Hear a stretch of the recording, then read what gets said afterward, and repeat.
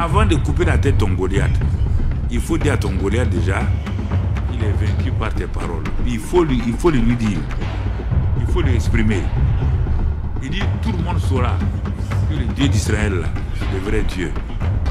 Mais toi, tu es là, Seigneur, si tu me donnes ça, non, non, non, David dit non, non, non. Ici, là, c'est pas moi. Tout le monde doit savoir que le Dieu que nous servons là est le vrai Dieu. Ils doivent reconnaître ça.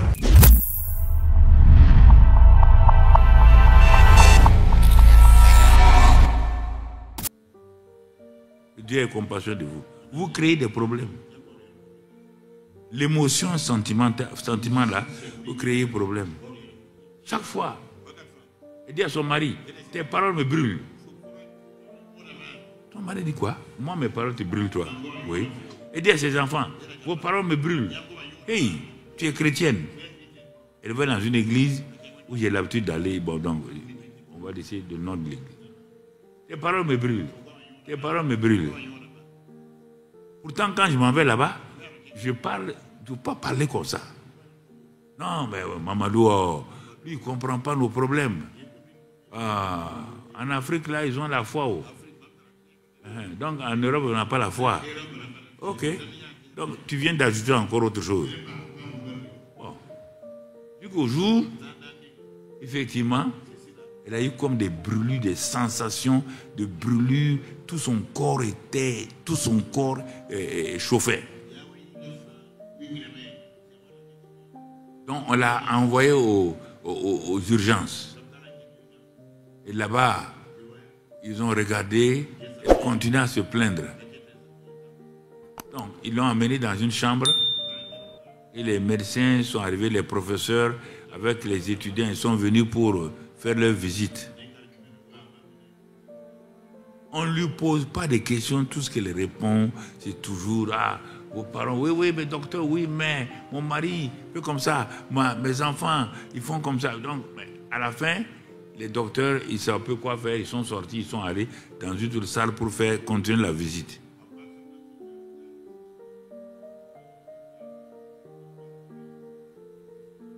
Ah, c'est moi seul qui souffre ici. Personne ne me regarde. Ah oui. Personne ne m'aime ici.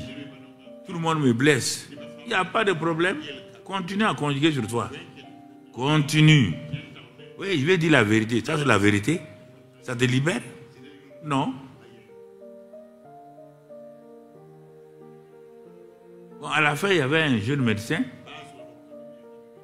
qui est de l'église là-bas, qui a dit au professeur là-haut, bon, il faut aller professeur. Donc, ils ont écouté mes enseignements avant. Quand ils sont allés, le jeune médecin est venu, rentrer dans la chambre de la maman là. Il dit, maman, tant. Mais pourquoi tu parles comme ça? Oui, c'est mon mari, il ne sait pas parler. Les enfants, il me brûle. Mais maman, on vient nous enseigner de ne pas parler comme ça. Oui, je sais, mais quand même. Ok. Bon. Quand il a découvert que ce sont ses propres paroles qui faisaient le mal, alors il est parti dire au professeur là. Il dit, professeur, j'ai trouvé le problème de la femme. Ce sont ses paroles. Quand il a tout expliqué, les professeurs ont dit oui.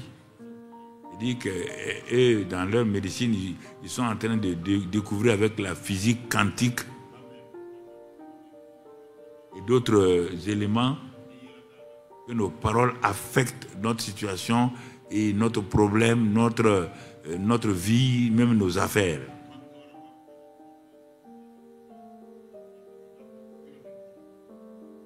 Et le jeune docteur a expliqué. Alors ils ont laissé un moment, ils sont repartis chez la maman là. Maintenant, le professeur a expliqué. Il dit, votre maladie ne vient pas d'ailleurs, ça vient de vous. Il dit, ah bon? Il dit, madame, vous taisez, c'est moi le professeur ici. Pas parler. Voici ce que vous répétez. C'est votre collègue. Il vient de l'église comme vous. Même église. Il a écouté ce que vous dites. Il a dit pourtant que dans votre église, on vous enseigne de ne pas parler mal comme ça. Et que ça revient sur vous. Mais il a écouté plus de 20 fois. Ça n'ira pas. On ne s'en sortira pas. Les paroles de mon mari me brûlent. Les paroles de mes enfants me brûlent. Il a écouté, il a enregistré au moins 20 ou 25 expressions de ce genre négatif. Si vous avez vécu dans ça là, 15 ou 20 ans là, vous êtes en train de récolter, ce que vous avez semé à 15-20 ans. Et si vous n'arrêtez pas ça, vous partez vers la mort. On ne peut rien faire pour vous. Elle voulait réagir. Ils ont dit non, vous choisissez. Hein? Moïse et Josué ont dit on met la mort et la vie devant vous, choisissez. Vous choisissez. Il n'y a pas de prière pour ça.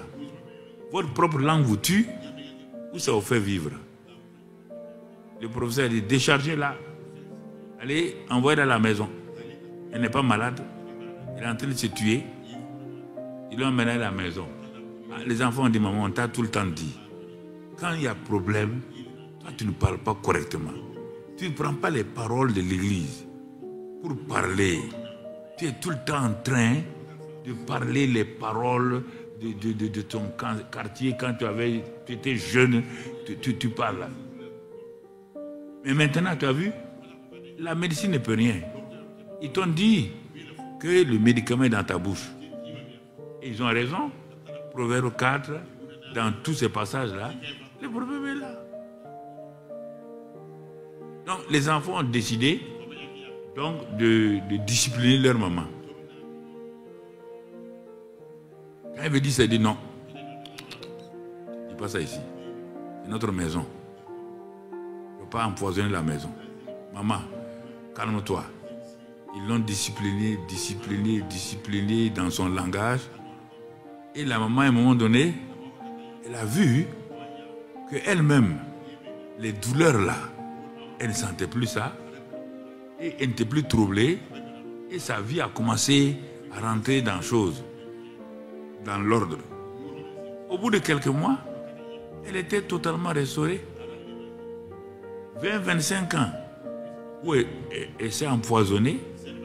Et quelques 2 ou 3 mois de discipline, elle est sortie de son truc.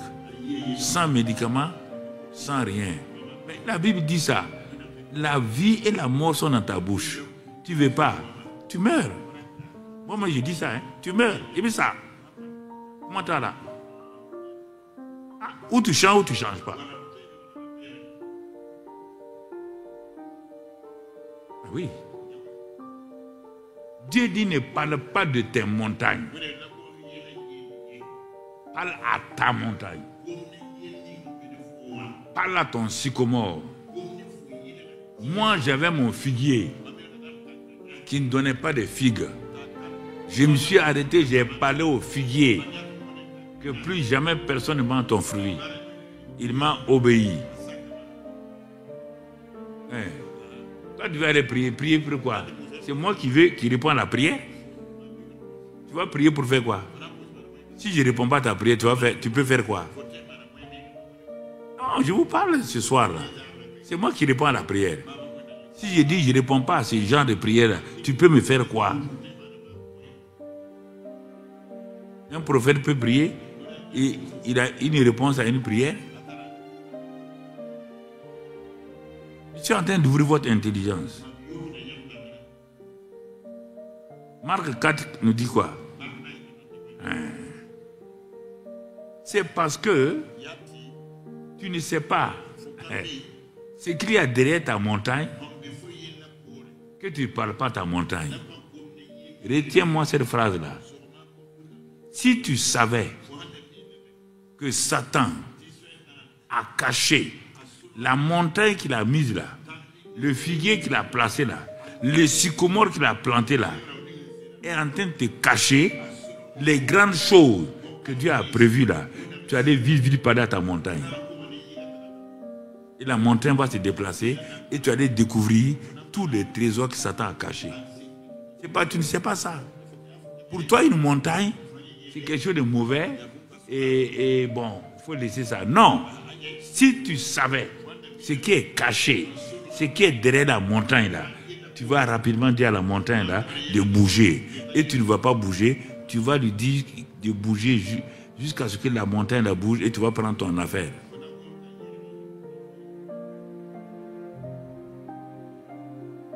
On te comprend? Derrière chaque montagne, c'est trouve ta destinée. Ah oui? C'est trouve ta destinée. Et la montagne là est apparente. Tu crois qu'elle est dure, elle n'est pas dure. Non. J'ai rencontré ma montagne sous forme de rêve, de songe quand j'étais converti, rempli du Saint-Esprit.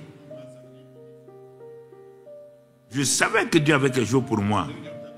Mais ça n'allait pas.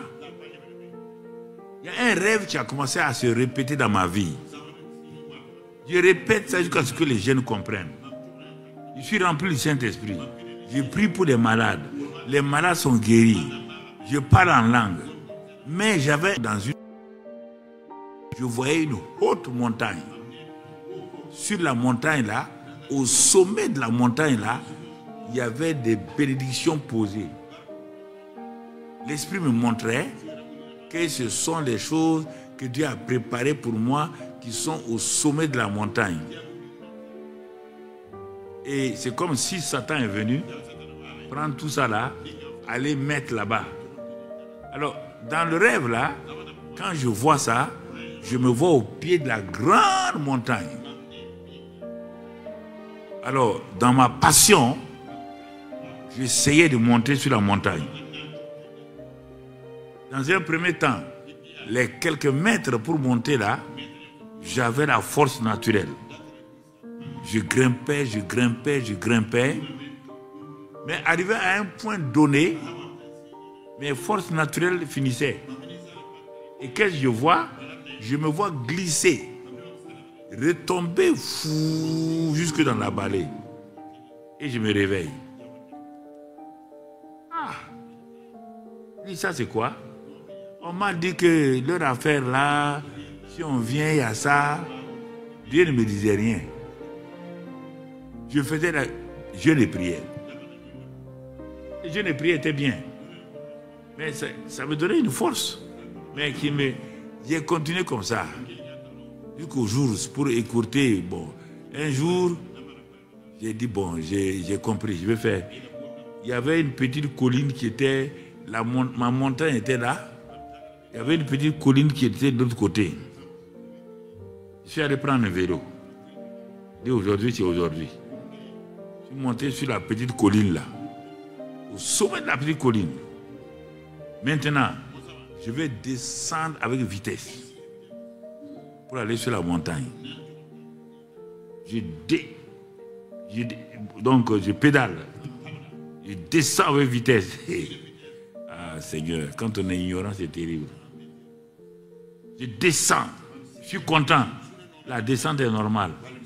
Quand le vélo là monte sur le côté raide de la montagne, la montagne n'est pas comme ça. Elle est raide. Quand le vélo là monte, même avant là, sans vélo là, je pouvais arriver là. Mais avec le vélo là, le vélo n'est même pas arrivé ici. Le vélo et moi, fouah, on est arrivé au fond de la vallée. Je me suis réveillé. Mais ça, c'est quelle histoire? J'ai mon truc là-haut. Je ne peux pas prendre. Et Dieu n'a rien dit. Il continue à prier et à jeûner. Donc tu vois, je priais et jeûnais comme toi. J'aimais ça. Jeûner et prier là, j'aimais ça. Jusqu'au jour où je me suis assis. Seigneur, qu'est-ce qu'il faut faire? Sur cette montagne-là, il y a mes bénédictions. Ce n'est pas en critiquant la montagne. Ce n'est pas, je ne comprends pas pourquoi les gens ont fait ça contre moi. Tu dis de parler à la montagne, d'assaillir la montagne. Donc, c'est ça que tu dois savoir qu'est-ce que c'est. Je me suis couché une nuit. J'ai dit à Dieu, Seigneur, il faut m'aider. Il faut m'éclairer. Dis-moi, qu'est-ce que je dois faire? Mais si je n'arrive pas à prendre ce qui est là-haut, là, toute ma vie va tourner autour de la montagne. Là. Et quand je vais mourir, là, je vais aller au ciel, mais sans ces bénédictions. Ces jours-là, je n'ai pas fait prier tant. Je me suis humilié devant Dieu. Je me suis soumis, j'ai adoré Dieu. Puis je me suis couché. La même nuit là, je me vois encore devant ma montagne. Et j'ai posé mes deux mains sur le flanc de la montagne. Et j'ai levé les yeux. Je parlais à Dieu. Je lui ai dit, c'est pas lui ma montagne. Tu as ta montagne. Vous voyez comment on apprend? Vous voyez comment j'ai appris? Et vous voulez comme ça que quelqu'un pose les mains pour enlever votre montagne. C'est possible. Tu as déjà vu ça où?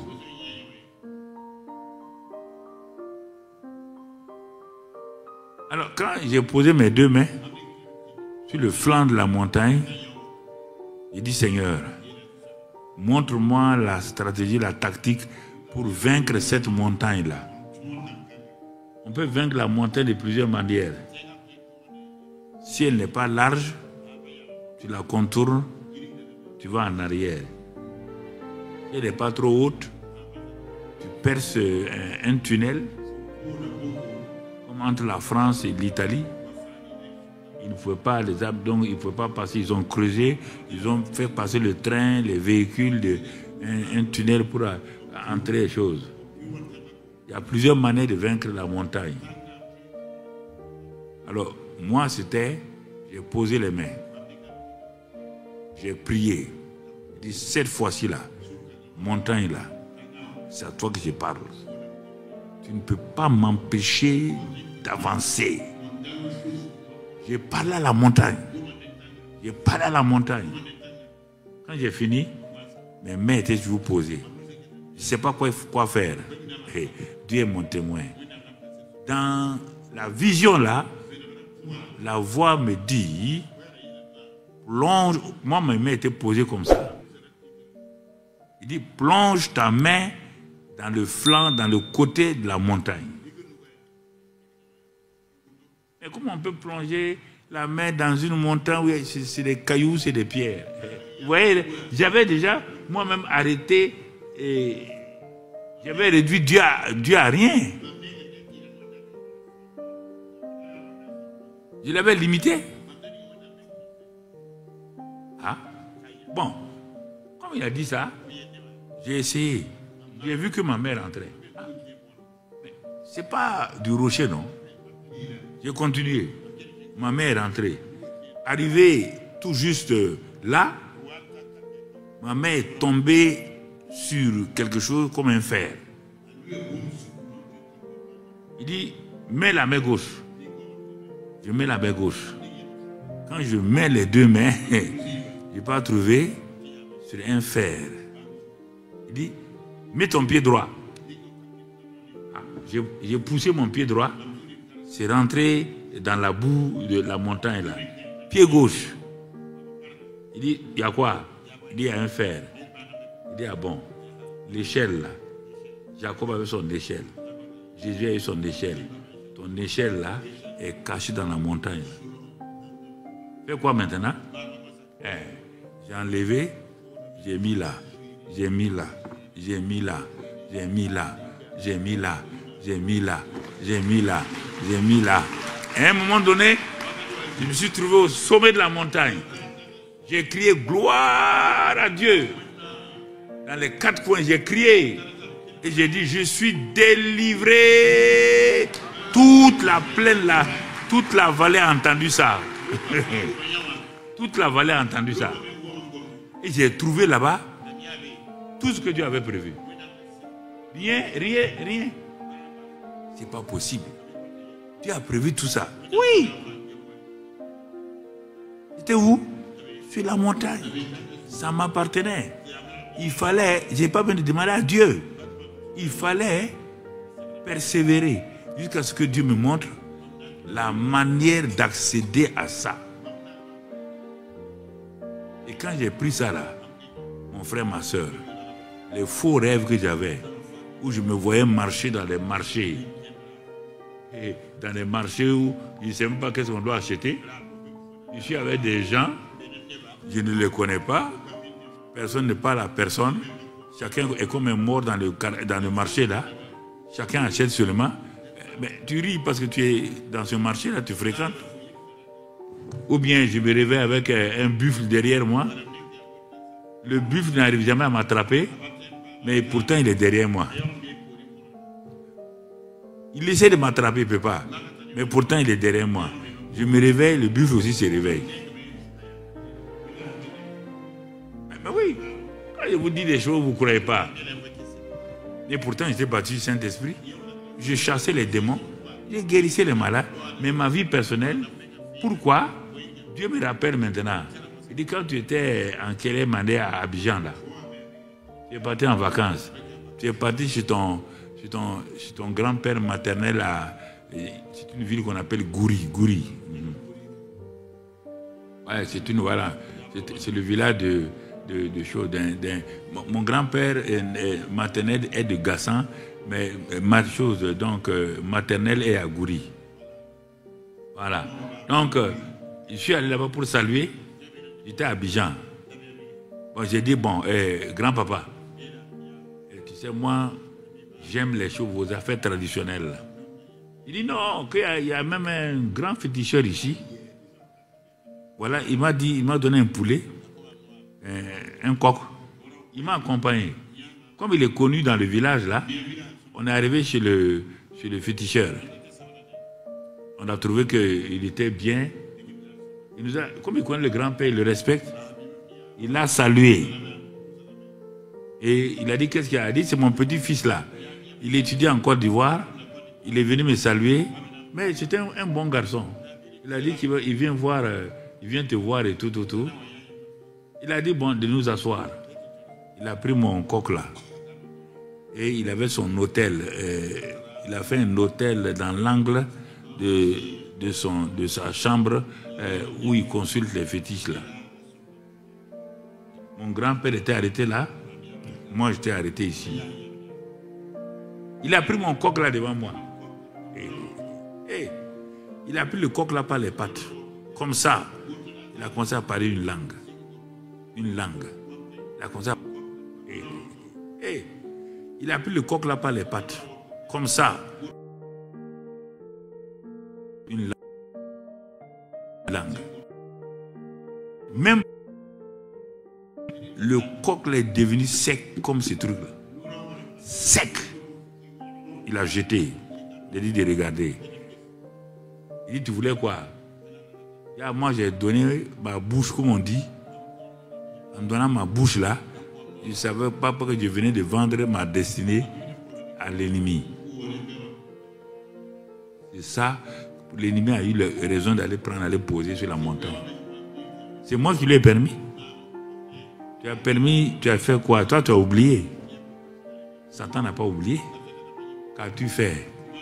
Tes grands-parents, tes parents ont pris. Tes choses, ils ont mis où? Toi, tu ris avec ça. Ils ont mis où?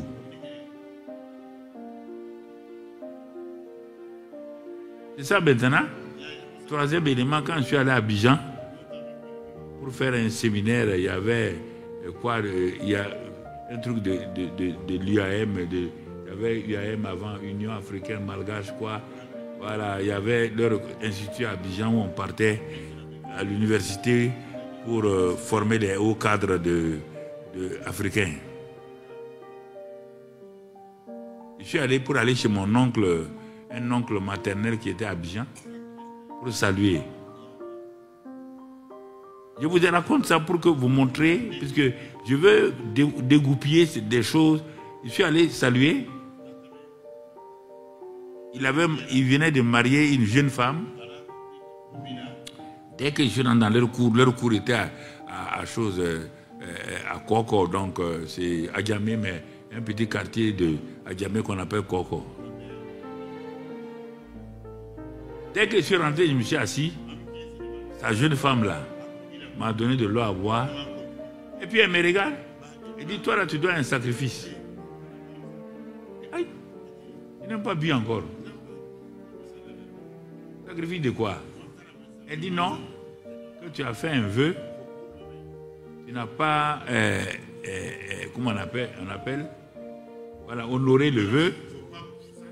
Il dit, mais tu n'as pas vu que tu fais des accidents de voiture? J'ai dit, mais oui, j'étais à mon 3e accident de voiture.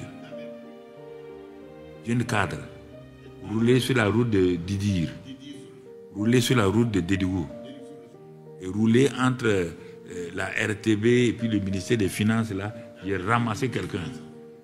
Accident sur accident. Il dit, Satan veut te tuer.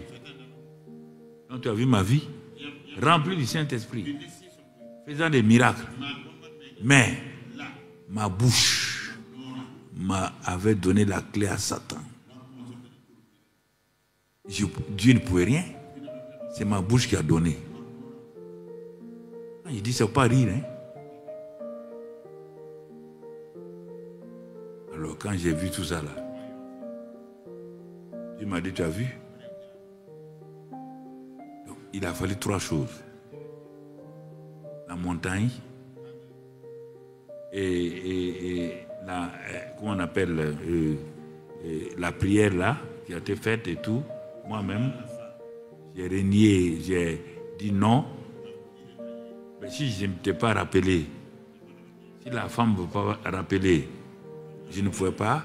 Et j'ai commencé à parler sur ma vie maintenant. J'ai commencé à parler sur ma vie. J'ai commencé à parler sur ma vie.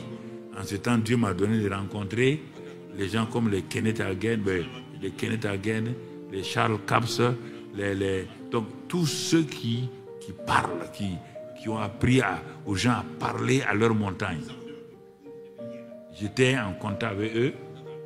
Donc vraiment, ça m'a aidé, ça m'a propulsé. Et j'ai vu que la foi s'exprimait. La foi s'exprimait par des paroles. On a vu un aspect le dimanche. Mais ce soir-là, c'est que tu dois faire bouger ta montagne au lieu de critiquer ta montagne. Parce que mon frère, ma soeur, et ça c'est un peu que tu dois comprendre. Donc quand on regarde tout cela, pour ne pas... Donc on regarde la vie d'un homme comme Élie, il y a des moments où je fais une causerie avec vous. Parce que si je ne vous présente pas l'évangile de cette manière-là, parfois certains, bon, ils n'ont pas de niveau pour chose, les mamans, ils ne peuvent pas comprendre. Donc je préfère le descendre en faire une causerie avec vous. Dans 1 Roi 18, bon, du verset 37 à 41, on ne va pas le lire, mais je peux te résumer. C'est après 3 années, bon, 3 années de sécheresse, que Dieu dit, et Dieu parle à Élie d'aller ouvrir le ciel. Quand Dieu disait ça, Élie venait de faire tomber le feu, donc publiquement devant le roi, puis ils ont tué les prophètes de Baal et d'Astarté et devant le peuple.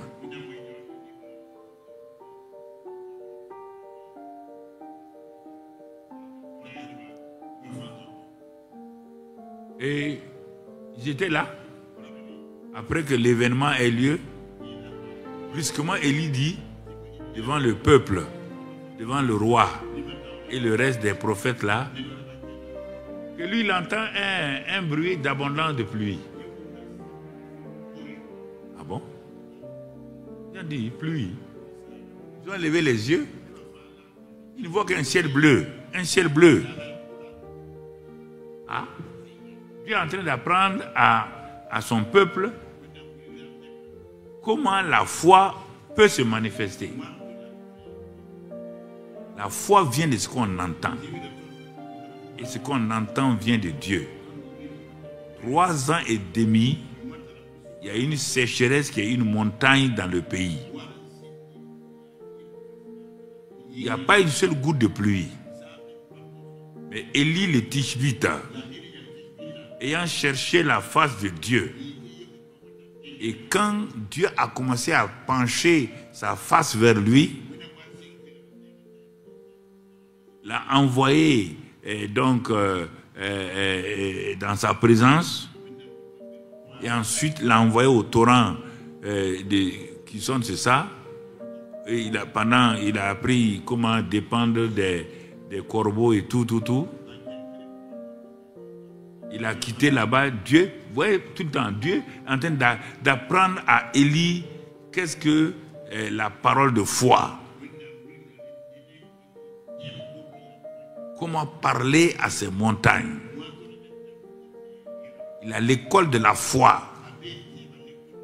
Dieu lui dit maintenant, va chez cette veuve-là, la veuve de Sarepta, et elle va te nourrir. Mais dis-lui des paroles. Parce qu'elle a aussi des montagnes. Toi, tu as des montagnes. Donc, va et dis-lui de t'apporter. Donc, Dieu lui a tout dit. Il est parti. Il a fait comme ça. Il a été nourri pendant les 3 ans et demi. Quand il y a eu ça, Dieu est en train de former Élie à l'école de la foi. L'enfant de la veuve la meurt. La veuve dit, voilà, tu es venu pour me condamner, pour me montrer que je suis une pécheresse. Élie dit non, Dieu ne fait pas comme ça. Donne-moi ta montagne. Il a amené l'enfant, l'a couché, donc là où Élie dormait. Élie s'est couché sur l'enfant, a parlé. La montagne de la veuve est partie. C'est après ça que 3 ans et demi sont écoulés. Vous voyez l'école de la foi. Dieu vous apprend des choses pour votre vie personnelle. Vous ne pouvez pas faire appel à des gens à gauche, à droite. Donc Élie a appris à l'école de la foi. Si tu pars étudier tout ça à partir de 1 roi 17, 18 là, tu vas découvrir les différents éléments de la foi d'Élie, comment il a pris un simple habitant, comment il est devenu plus tard le prophète.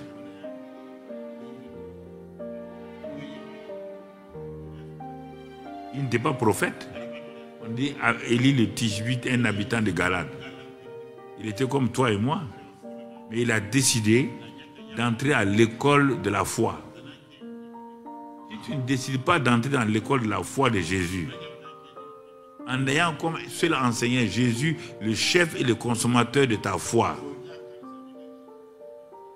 si tu veux visiter l'école de la foi pour y passer, tu ne seras jamais quelqu'un qui va opérer dans la foi. Il faut décider de t'inscrire à l'école de la foi. Puisque le juste vit par la foi. Le juste marche par la foi. Si tu visites l'école de la foi de temps en temps, tu n'auras jamais de succès.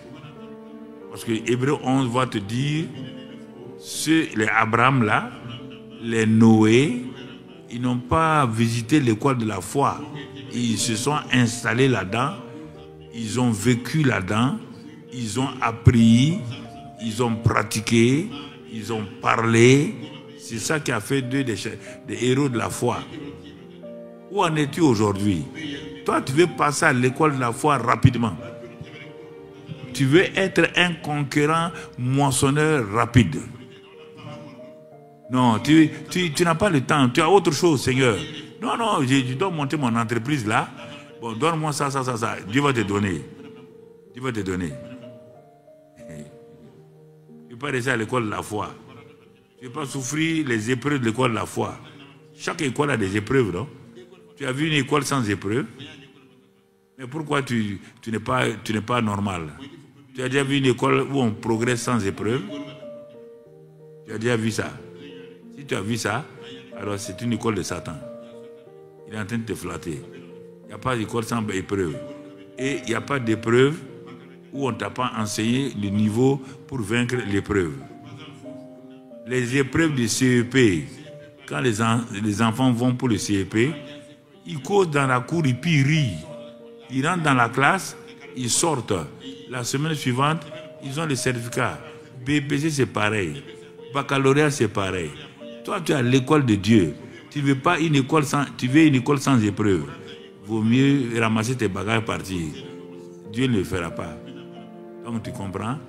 Il dit chaque épreuve, aucune épreuve ne t'a été donnée qui dépasse ton niveau.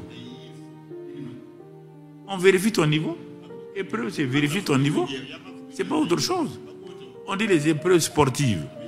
Tu t'es entraîné pour le marathon. On te dit, bon, viens courir la course de marathon. Il y a problème dans ça.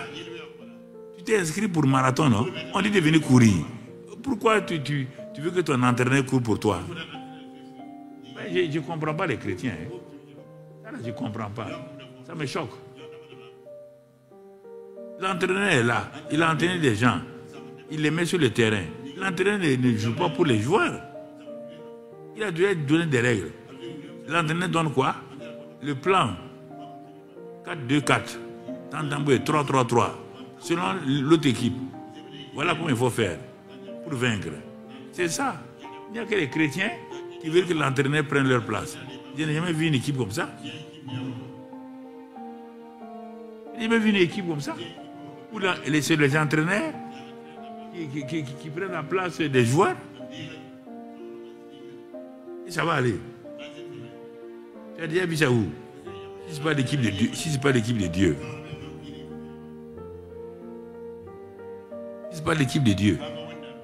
Tu as déjà vu ça dans quelle équipe? Non, je vous pose la question. Il faut changer. Changez votre mentalité. Dites, ne vous conformez pas au présent siècle. Il s'en va. Il dit, j'entends le bruit. J'entends un son. La foi vient de ce qu'on entend. J'entends quoi? Le son de la pluie. La pluie va venir. Et le ciel est bleu. C'est ça, la foi. Tu commences à dire de rentrer les affaires. Et les enfants, rentrez les bancs, rentrez ça, rentrez la farine. Maman, pourquoi? La pluie est là. Non, maman, le ciel est bleu. J'ai dit la pluie est là, rentrez. Dès qu'ils ont fini de rentrer, la pluie est là. Les enfants disent, la maman a quelque chose. Hein? Vous ne voulez pas montrer ça aux gens. Vous voulez que ça soit Dieu. Il va venir faire quoi? Ben, si c'est Dieu, toi tu es devenu chrétien pour être quoi? Pourquoi tu es devenu chrétien? Tu fais quoi dans le christianisme? Ta place c'est quoi? Quel est ton rôle? Avoir un mari, avoir une voiture, c'est ça être chrétien. Le monde a 20 voitures. Ils ont 10 villas, c'est ça être chrétien. Yeah. C'est ça ton christianisme. Vraiment, tu fais pitié. Tu fais vraiment pitié, hein? T'as vu?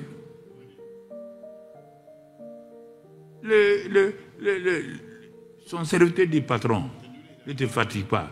Ça fait 5 fois que tu m'envoies, il n'y a pas de pluie. Il n'a pas dit qu'il a vu des nuages. Il dit qu'il y a un grand bruit d'abondance de pluie. Il y a 2 groupes de gens. Les serviteurs qui cherchent des signes. Nuages, ça. Et Élie, qui ne regarde même pas le ciel. Sa tête est entre ses genoux. Il regarde le sol. Voici les 2 intercesseurs. Quand je vais arriver à la prière, vous allez comprendre. Je ne veux pas développer ça aujourd'hui. 2 groupes d'intercesseurs. Ceux qui cherchent des signes. Hier, je n'ai pas eu de douleur. Donc je suis guéri. Tu n'es pas guéri. Ça, il te dit, tu n'es pas guéri. Ce n'est pas l'absence de douleur qui guérit les gens. Il envoie sa parole et les guérit. Tu n'es pas guéri. Ça, il te dit, tu n'es pas guéri. Ce n'est pas l'absence de douleur qui guérit les gens. Il envoie sa parole.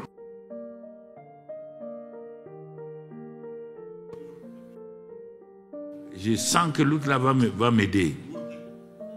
Non, non, non, non. Non, non, non, non, non. Il y a ceux qui regardent pour voir s'il y a des nuages. Il y a ceux qui baissent la tête, dire la pluie est là. Ah. Déjà, tu peux étudier ça toi-même. On n'est pas arrivé là.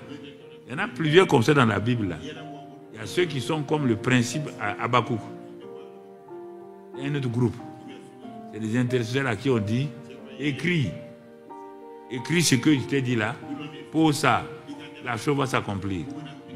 Parce qu'en toi, c'est bon. Quand je vais te montrer les différents intercesseurs là, tu vas te rendre compte que ce que tu pries là, aïe. C'est là-haut seulement. Tu es à côté de la plaque. Tu vas te rendre compte que ce que tu dis que toi tu pries, tu es intercesseur là, aïe. C'est pas ça. Tu comprends? Il y en a plusieurs. Mais malheureusement, on est parti se fixer sur quelques-uns des figures comme les Esther, les ceci ou cela. Oui, mais il y en a plein dans la Bible. Tu comprends? La prière de Jacob, quand il luttait avec Dieu, c'est une prière. C'est une forme de prière importante. Où tout commence par la chair. Dieu a oublié de briser la chair pour amener Jacob. Pour que Jacob parte de Jacob à Israël, il y a 3 sortes de prières que Jacob va faire. En attitude, en parole et en acte. Tu n'as jamais étudié ça? C'est pourquoi on va doucement. Après la foi, sûrement on va attaquer peut-être la prière ou bien autre chose selon que nous serons conduits. Et tu dois apprendre. Si tu apprends ça, tu vas te rendre compte que il y a plein de choses que toi tu croyais que c'est ça, c'est ça, c'est ça. Oui. Donc il faut savoir faire ça. Il faut savoir quand tu chasses un démon, que la maison est vide. Si la maison est vide, avant que le démon ne ramène ses 7 autres démons, remplis la maison. Remplis ça de quoi? Tu ne sais pas de quoi il faut remplir. C'est pourquoi les gens chargent les démons et la situation de la personne devient pire. Ils ne savent pas qu'est-ce qu'ils doivent remplir. Les démons peuvent remplir dans n'importe quelle maison qui est remplie des choses qui ne... Qu'est-ce qui empêche les démons de rentrer dans cette maison? On dit, si elle est remplie, viens la trouver, elle est vide. Si elle est remplie, pourquoi? Parce que tu n'as pas mis les choses qu'il faut mettre.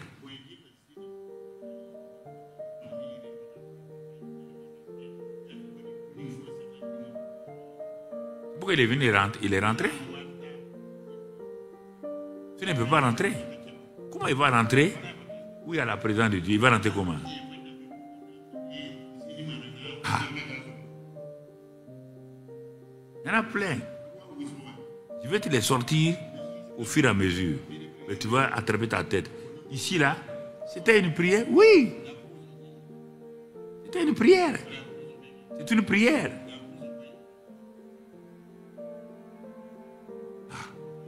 Ah oui. Tu vois? Bon.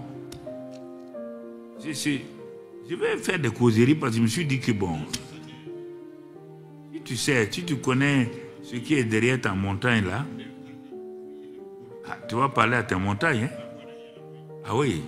Ah non, tu ne peux pas laisser ta destinée derrière une montagne et puis Satan va te maltraiter. Non, tu ne vas pas. Non, tu vois, mon frère.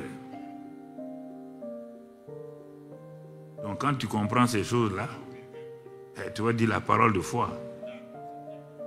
Toute la destinée de David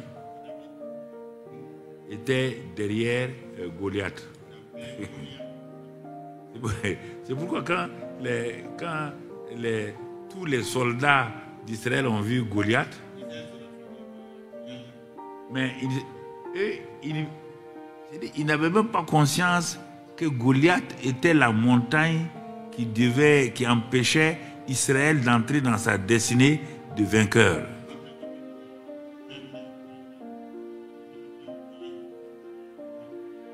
Quand David est venu, Il dit, ah bon. Il dit, cet homme, c'est incirconcis là. Qu'est-ce qu'on lui fera? Quelle est la récompense? Vous voyez déjà, dans sa tête, il avait la victoire. Parce qu'il venait avec la présence de Dieu. Pourtant, c'est son père qui l'a envoyé d'aller donner des fromages. Il ne partait pas en guerre. Mais David était déjà prêt pour la guerre en tout temps. Toi, tu n'es prêt pour la guerre que quand tu pars jeûner, prier 6 jours, 7 jours. C'est trop tard. Quand tu viens, Satan a déjà fini ta place. Quand on sort de sa maison, on est prêt. Toi, tu vas revenir quand pour te préparer, prier, Satan va t'attendre. La seule chose, Seigneur, que ton sang protège mon mari, ma femme, mes enfants, alléluia. Ah bon? C'est le sang seulement qui fait ça. Si Satan va là où il n'y a pas le sang, tu vas faire quoi? Et toi, tu crois que Dieu va te couvrir là, tu sors seulement, tu pars bavarder au marché, parler de tes voisines, et puis le sang va te couvrir. Le sang va te couvrir. Toi, quand tu es en train d'insulter. Les choses, il faut vous réveiller. Mais qu'est-ce qu'il a fait? C'est par la parole que David a vaincu avant de couper la tête de Goliath.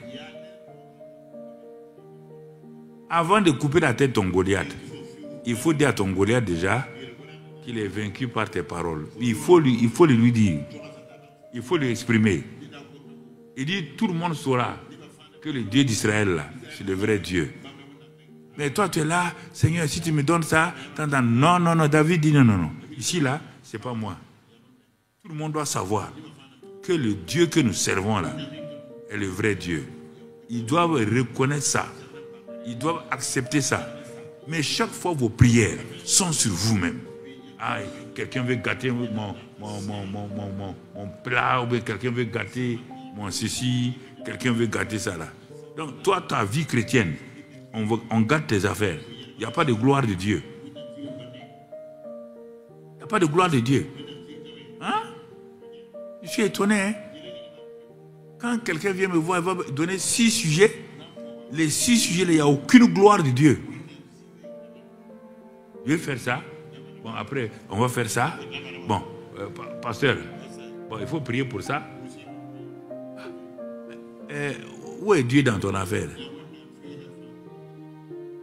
Où est Dieu? Bon, moi, je suis serviteur de Dieu. Et je dois prier pour la gloire de mon Dieu. Pour que tu viennes rendre témoignage de ce que mon Dieu a fait. C'est pourquoi la plupart d'entre vous, vous ne rendez pas témoignage. Je vous regarde. L'assemblée est remplie de cadres, de hors cadres, de super cadres. Je ne sais pas si cadre de vélo ou quoi, je ne sais pas. Non, ils sont assis. Dieu vous aide chaque fois. Il y a des directeurs, il y a toutes sortes de gens dans l'assemblée. Parce qu'ils n'ont jamais voulu la gloire de Dieu. Pourquoi je me promenais partout pour parler, témoigner? Pourquoi j'ai pris les hommes d'affaires en main à l'époque? Pourquoi? Devant les chefs d'État, on est parti à Abidjan à l'hôtel Ivoire.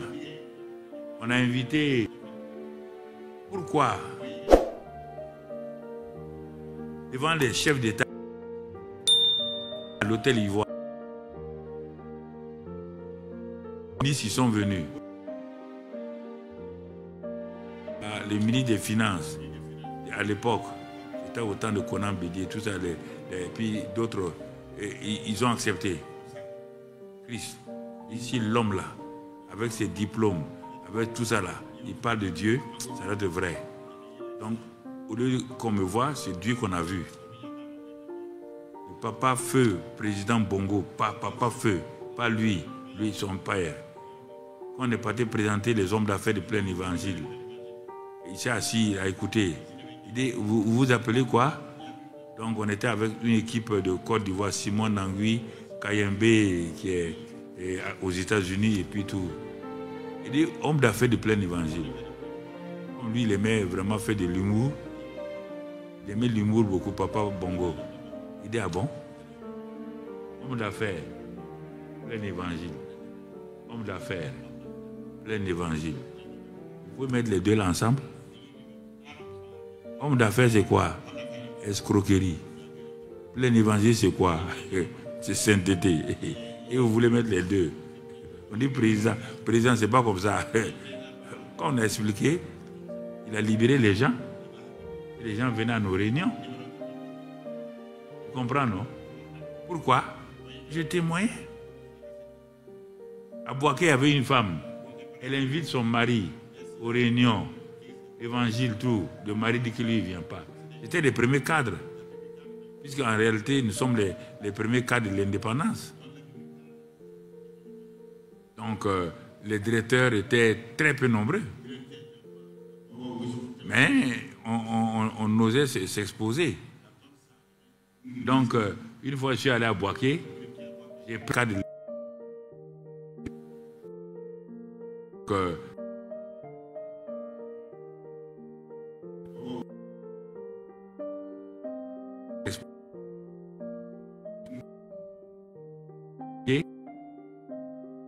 J'ai lancé l'appel. J'ai vu des gens venir. Je savais que c'est des cadres. Je les connais. Ils sont venus. Et un qui a dit à sa femme là, lui là, on peut venir. Tu peux ramasser des gens qui n'ont même pas de certificat. Ils veulent venir nous parler, ils vont prendre notre argent. Et lui, ce qu'il a dit là, on peut avoir confiance. Il a étudié. Et là, actuellement, il a parlé en tant que directeur général. Et puis, il a lancé l'appel. Et puis, quand il a parlé là, on est convaincu. On est venu. Mais là, je vous parle parce que, pourquoi? Vous avez honte de parler de votre Dieu. Même dans vos services. Vous avez honte de vous montrer que vous êtes enfant de Dieu. Ce que vous voulez, cumuler des postes, cumuler tout. Je préfère vous parler pour que vous secouez. À l'église ici, vous êtes consacré. Mais mon ami, en ville, est-ce que vous montrez que vous êtes enfant de Dieu? Est-ce que vous montrez que vous êtes serviteur de Dieu? Non? Comme petit compromis. Petit compromis. On ne vous reconnaît pas. L'autre là va dire, moi, mes fétiches font ça. Et puis il dit ça en public, au service. Moi, celui qui s'attaque à moi, il y a ça. Même il y a des ministres qui osent parler de ça publiquement. Un jour, je dis, on va se rencontrer. Dieu va permettre que je rencontre ces gens-là sur mon chemin. Ils vont entendre ce que je veux leur dire. Oui, parle. Je n'ai pas dit que c'est mauvais. Mais on ne peut pas parler de ces choses-là et puis les chrétiens se taisent. Et quand on voit les chrétiens, il va trouver, voici un gars qui est rempli de fétiches. Et toi, tu es directeur général. Ou bien tu es quoi? Quand tu vas les saluer, tu te baisses. Toi, tu te baisses devant un féticheur. Tu fais baisser Jésus devant un féticheur. Quelle honte. Quelle honte. Tu m'as déjà vu faire ça? Le courber devant parce qu'il a l'argent? Ou bien le président ou le premier ministre? Tu m'as déjà vu faire ça? Suis-moi.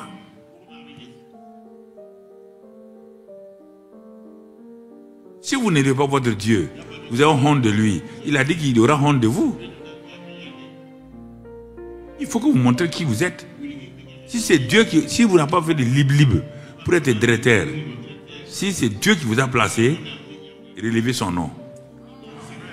Si c'est libre, baissez-vous. Il n'y a pas de problème.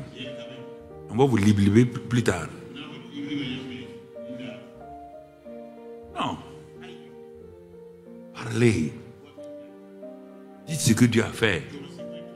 Proclamez. Et Dieu vous soutient. Il a soutenu, Daniel a dit. Daniel a parlé. Daniel dit au roi là, qu'ils le respectaient, mais ils ne sont pas venus à Babylone, même s'ils sont esclaves là, ils ne sont pas venus à Babylone pour s'amuser. Ils ne sont pas venus à Babylone pour minimiser leur Dieu. Dieu dit, hein? Il dit, ange, vous avez vu? Les enfants là sont esclaves, hein? Ils sont là, nous, on est fiers d'eux. On les a mis, on a mis Daniel dans la fosse aux lions. Les lions ont dit, nous, on ne peut pas manger quelqu'un qui honore notre Créateur. On ne peut pas. On ne peut pas. Ils ont allumé le feu pour mettre ses 3 amis. Et le feu a dit, oh, mais vous voulez que nous on brûle ces 3 là? Il dit, ok, attendez. Brusquement, on voit quoi? Un 4e homme. Il apparaît dans le feu. Il apparaît dans le feu, il se promène dans le feu. Il est assis, il cause avec les 3 amis de Daniel dans le feu. Le roi dit, on dirait qu'il y a quelque chose de bizarre. Il s'est réveillé, il dit, oui, hey, venez. Vous avez chauffé le feu là, mais ils ont des rois. Ouh, le feu est fort, hein? Vous êtes sûr? Ils ont dit oui. Bon, il dit, ouvrez, on va voir. Quand il ouvre là, il dit, mais, venez. Vous avez jeté combien de personnes? 3. Il y a un 4e. Et le visage du 4e ressemble au visage du Fils de Dieu. Tu entends? Ceux qui ont fait ça là, on a dit jetez-les. Avant qu'ils arrivent là, le feu, les lions avaient déjà cassé leurs os. Ils ont exprimé. Parce que Daniel a parlé. Les 3 amis ont parlé. Ils ont parlé à leur montagne. Ô roi, si tu veux, jette-nous. Il n'y a aucun problème. Ce soir, on va aller dîner avec notre papa. C'est pas fini. C'est ça la foi. Parler. Il y a de l'attitude de la foi. On a vu, l'attitude amène l'altitude. Mais maintenant, c'est vos paroles. Si vous taisez devant votre montagne, la montagne va vous écraser. On ne se tait pas. On parle à la montagne. On ordonne à la montagne. Toute la Bible est remplie de ça. Parle. Parle. Agis. Marche. Tu comprends? Tu comprends?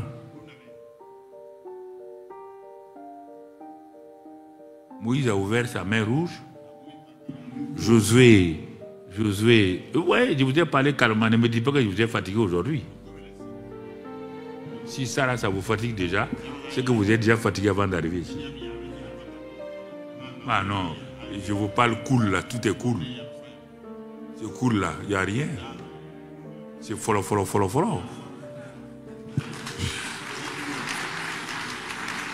Si vous êtes fatigué avec ce que je viens de faire là, c'est que tu étais fatigué déjà avant d'arriver ici. C'est pas moi qui t'ai fatigué. Il nous causerait comme ça. Mais comment? Tu as envie de dire encore, mais papa, continue 3 heures. Non, mais je sais pas, moi je sais pas. Hein? Tu es fatigué de quoi? Ce sont mes paroles là qui te fatiguent. Où sont tes péchés? Ah non, moi mes paroles ne peuvent pas te fatiguer. Moi mes paroles te fatiguent. Moi mes paroles te fatiguent. Pourquoi? Pourquoi arrêter ça? Donc tu vois, c'est des choses qui sont importantes. Ce que je te dis là, il faut l'appliquer. Mais ne l'applique pas une semaine. Il faut l'appliquer régulièrement. Prie en langue. Quand tu te lèves le matin, ne laisse pas les pensées dire qu'est-ce qui va arriver encore aujourd'hui. Hier tu as souffert. Parle en langue. Coupe l'herbe sous les pieds de Satan. Parle. Dieu vous suit, Dieu veut vous aider.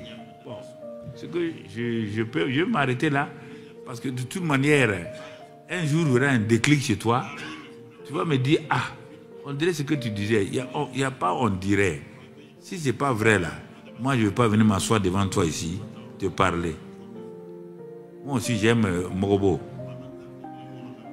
Je serai quelque part dans un salon, feutré, boire champagne, boire un peu de whisky, boire un petit coup, c'est agréable. Voilà. J'aurais aimé ça. Mais si tu vois, je ne fais pas ça, parce que j'ai trouvé quelque chose de meilleur. C'est là-bas où je vais t'amener. Il n'y a rien d'autre. Prions. Ce soir-là, c'est une causerie. Dans une causerie, on se quitte en bon terme. Voilà, on va se quitter en bon terme ce soir. Excellent Père de grâce. C'est tes enfants. Nous nous sommes entretenus simplement, Seigneur, autour de ta parole. Et nous savons que ta parole est la vérité et qu'ils sont là. Certains ont bien saisi ce soir, d'autres n'ont pas encore saisi, mais tu vas les éclairer. J'ai l'assurance que ce que tu as fait avec les gens de la Bible, tu as déjà tout préparé pour accomplir pour eux dans leur vie. Aucun d'entre eux n'échouera. Et tous, tu vas les amener au succès. Tu vas les conduire individuellement, familialement, professionnellement, spirituellement au succès au nom de Jésus. Père, quand ils vont comprendre, quand ils vont voir ce succès-là, ils seront étonnés. Parce que certains ne croient pas jusqu'à présent. Parce qu'ils sont embourbés dans des problèmes spirituels, financiers, physiques, familiaux. Ils pensent que tu les as abandonnés. Mais Père, dans ton amour, dans ta grâce, continue à leur parler, continue à les guider, continue à les diriger, afin qu'en entrant dans leur destinée, qu'ils découvrent que tu ne peux pas mentir et que tu n'as jamais menti. Père, couvre-les par le sang, protège-les, que toute personne souffrante, malade, soit restaurée au nom de Christ Jésus. Toute personne qui a des soucis professionnels, Seigneur, en arrivant demain au service, il soit étonné que la chose est dénouée au nom de Jésus. Que Seigneur, tous ceux qui ont des problèmes familiaux, ils se posent la question, comment ils vont s'en sortir? Tu es celui qui dénoue les problèmes familiaux au nom de Jésus-Christ. Que leurs enfants soient bénis. Que partout où ils vont, que ta grâce repose sur eux. Il n'y a aucune condamnation dans leur vie. Simplement, ils sont enseignés à se débarrasser des mauvaises pensées. Ils sont enseignés à se détourner, à se repentir, à avoir une attitude de repentance qui va les amener à la victoire. Père, j'ai déposé sur eux ce soir ta bénédiction qui va se réaliser. Et ils le verront. Ils la verront du moins. Ils seront heureux de participer à cette grâce-là. Accompagne-les maintenant dans leur demeure. Continue à les guider, continue à les protéger dans le nom puissant de Jésus. Amen, amen et amen. Gloire à Dieu.